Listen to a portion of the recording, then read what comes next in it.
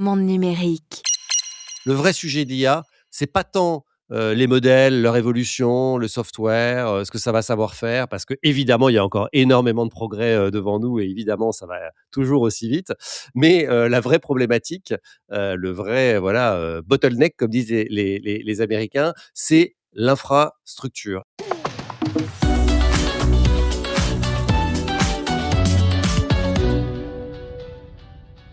Bonjour Julien Villeray, Bonjour Jérôme. directeur de l'innovation d'EDF. On se retrouve chaque mois en partenariat entre Monde Numérique et EDF.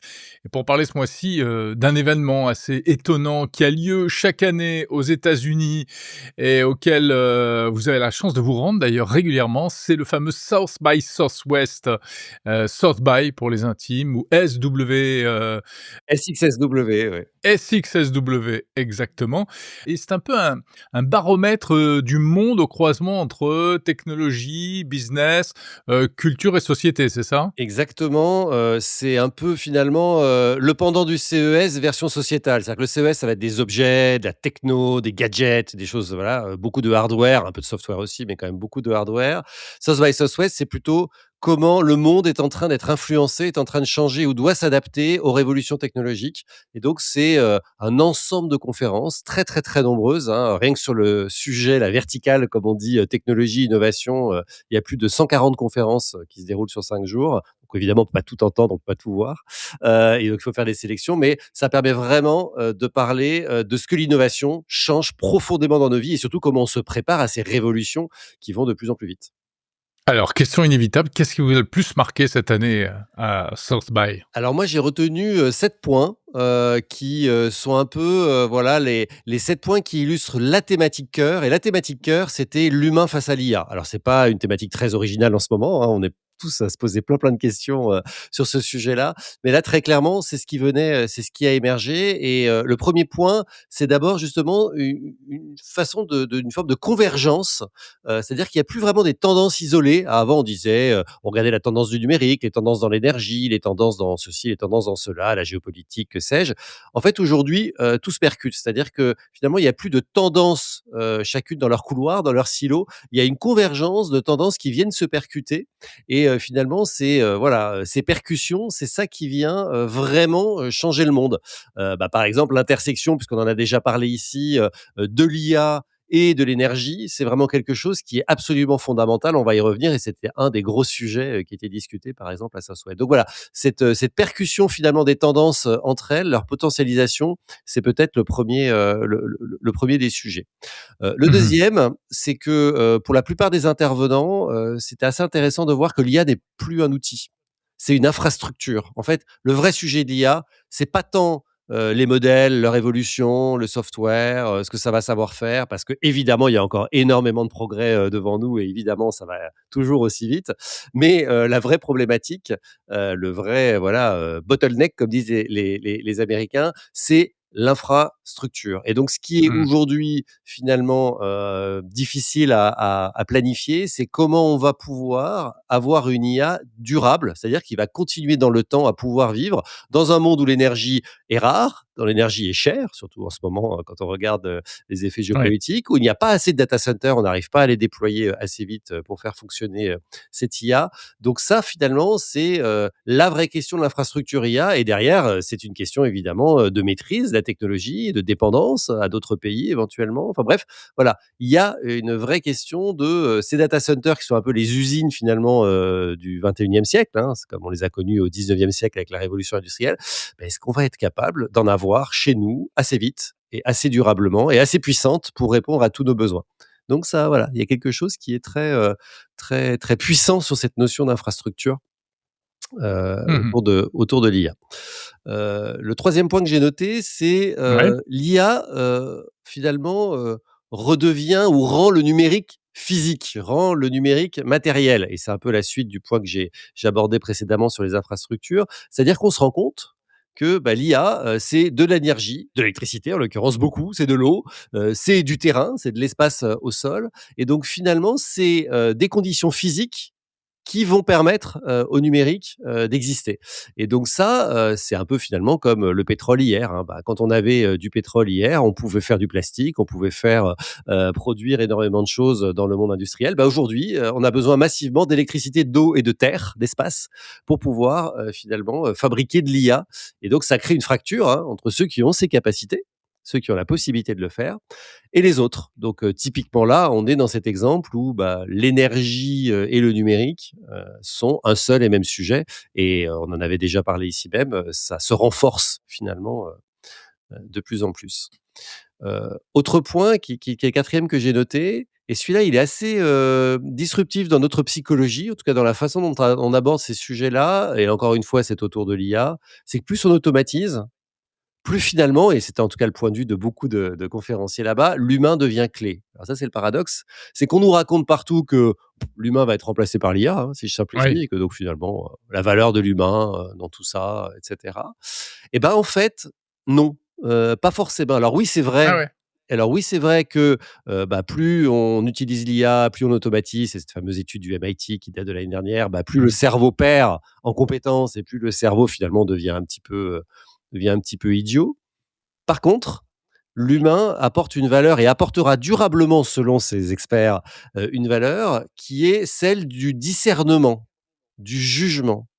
Et que, D'accord. il n'y a pas aujourd'hui, il n'y aura plus en tout cas de valeur dans la connaissance, très clairement. Il n'y aura plus de valeur dans la quantité de travail parce que, évidemment la productivité, d'une automatisation par IA est 100 fois supérieure à celle de l'être humain. Par contre, le jugement, la capacité à piloter, à décider, de ce que font, ces IA, donc ce leadership finalement sur l'IA, va, devenir et va rester et va devenir encore plus une compétence très forte à avoir. Je ne sais pas si c'est vrai, hein, mais en tout cas, c'est la Mmh vision mh. et Mmh. c'est le point de vue, de beaucoup d'experts, et qui du coup a une Ça a conséquence. l'avantage d'être assez rassurant comme hypothèse. Exactement, et donc c'est ça qui est séduisant, c'est que ça va un peu à l'encontre de ce qu'on a pu entendre, nativement un peu ces derniers mois, ou ces dernières années. D'autant que c'est par conséquence, et c'est le cinquième point, quelque chose qui leur fait dire, qu'en fait le travail ne disparaît pas dans un monde tout IA et tout automatisé, il se déforme.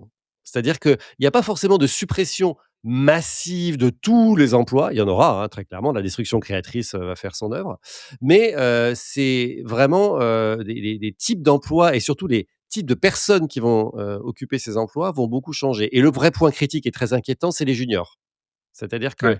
des jeunes qui ne savent pas apprendre parce qu'ils se sont reposés tout le temps sur l'IA et qui, historiquement apprenaient par des tâches de juniors, comme on dit, c'est-à-dire des tâches, où on apprenait son métier à la base sur le terrain, ça clairement, il y en a plus besoin. Donc ça veut dire Mmh. qu'on risque d'avoir une grosse fracture entre des seniors, qui vont être, très expérimentés, très augmentés, qui vont avoir la capacité de se maintenir au niveau de leadership pour piloter ces IA, et par contre des juniors, des jeunes qui apprennent, moins bien et qui apprendront pas du coup, à devenir ces seniors, très très compétents. Et donc là, c'est vrai qu'il y a un vrai risque de fracture des compétences qui a été relevé, par une étude absolument, passionnante, qui est menée par, l'université de Sydney sur justement les compétences, qu'il va falloir développer pour être toujours, à la page, compétent, en 2030 dans un monde où l'IA, fait beaucoup de choses. Donc ça, c'était assez fort. Ouais, ouais. On et enfin? Et enfin, et ce sera, le 6e, ce seront les sixième et septième points que j'ai retenus, c'est le retour, et cette idée est une idée que je trouve assez forte, c'est le retour des moonshots. Alors je ne sais pas, si vous vous Ah! souvenez Jérôme, il y a une époque, il y a maintenant une dizaine, quinzaine d'années, où on avait, ce fantasme de l'innovation qui va chercher des moonshots, c'est-à-dire viser la lune, hein, pour le dire en français. Ça a été la grande spécialité de Elon Musk, hein, quand il a construit Tesla, Mmh. c'était un moonshot. Quand il a pensé SpaceX et développé et déployé SpaceX, d'ailleurs Starlink aussi, ce sont, des moonshots. Google était le grand spécialiste de ça en disant: «Moi je fais des paris vraiment de disruption complète, de transformation complète du monde». Et puis, on était rentré après dans une époque un peu plus modeste en disant: «Bah oui, enfin les moonshots, ça marche pas souvent, c'est bien gentil, mais c'est peut-être pas comme ça qu'il faut fonctionner». Et bien là, l'idée, clé, c'est de se dire que dans un monde là aussi très automatisé où l'IA permet de faire beaucoup, de choses incrémentales, par exemple chercher beaucoup plus de médicaments beaucoup plus vite, faire des choses voilà, automatiquement, et ben le rôle de l'humain, avec l'IA évidemment qui l'augmente, ça va être d'aller justement chercher ces problèmes majeurs, ces objectifs très, très, très ambitieux et donc c'est moonshot et que, les avancées, de l'humanité ne vont être moins incrémentales et vont être beaucoup plus par grands sauts, finalement moonshot. Alors on peut se dire: «Oh, voilà, ça va déjà tellement vite en ce moment que Ouais. bon, ça paraît un peu fou et disruptif comme idée». Bon, en tout cas, c'est la vision d'un certain nombre de ces chercheurs. Il faut se souvenir que les moonshots, ça date pas d'Elon Musk, hein. Le nucléaire, c'était un moonshot, pour la France. Le spatial, la conquête de l'espace, ça a été évidemment dans les années 60, un moonshot de la NASA donc et lui pour le coup stricto sensu, vraiment ils ont visé la lune. Donc c'est quelque chose en tout cas qui est, voilà, dans les cartes a priori, selon les experts. Et puis le dernier point qui est finalement un peu un résumé, de tout ça, bah, c'est que le numérique, à cause ou avec, l'IA, devient finalement, politique. C'est-à-dire c'est plus un outil neutre, je reviens à cette idée initiale que ce n'est plus un outil. Ça devient en fait avant tout un sujet, de souveraineté, un sujet de puissance économique, un sujet de confiance. Qui le contrôle? Qui dépend de qui? Qui décide? Et donc, ça remet au cœur finalement de la géopolitique la notion de confiance. Parce que, bah, on va tous et on est tous, interdépendants, sur ce sujet-là. Et donc voilà, c'était finalement un South by Southwest cette année, qui, expliquait que dans le monde dans lequel on vit, bah, tout est lié et tout est lié, pour probablement longtemps. Donc ça transforme assez profondément nos façons d'agir et de penser. Alors tout ça, c'est pas sans conséquence, évidemment, Julien, parce que, il y a beaucoup de choses très positives dans ce que vous venez d'expliquer, mais il y en a d'autres qui peuvent être un peu angoissantes, perturbantes, et notamment si, on est obligé de penser, tous les sujets en même temps et plus, par silo, c'est pas forcément facile de s'y retrouver. On peut notamment pour les entreprises qui doivent essayer de se projeter, qui doivent essayer de suivre des caps et cetera. Comment est-ce qu'elles peuvent, anticiper en quelque sorte dans un contexte aussi, mêlé? On est dans une croissance exponentielle de la complexité et c'est exactement ça, hein, c'est ça que ça veut dire et donc quand on est une entreprise, évidemment maîtriser la complexité, ça fait partie, du job du management, mais c'est de plus en plus difficile. Des témoignages très intéressants à South by, de grands patrons, hein, de grands CEO, comme on dit, des PDG, en français, de très grandes entreprises, mondiales, expliquaient que ça demandait une transformation complète d'état d'esprit au sens où, traditionnellement, on attend, des grandes entreprises et de leurs dirigeants de savoir, de montrer le chemin, de savoir où ils vont, d'être capables, d'indiquer la route.